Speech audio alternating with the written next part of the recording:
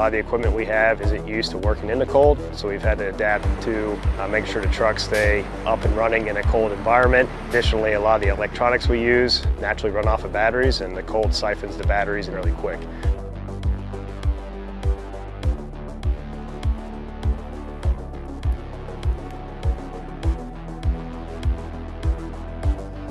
And one of the big things that we've taken away from the Finns is how do we work in a cold weather environment that's also surrounded by water as well as islands.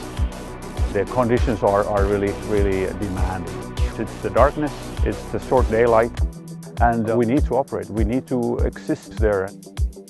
For us, US Marine Corps is a big entity. We've learned from each other, our cultures, our language, so that we understand each other when we plan together and do things together. I've been very satisfied with the cooperation that we've had.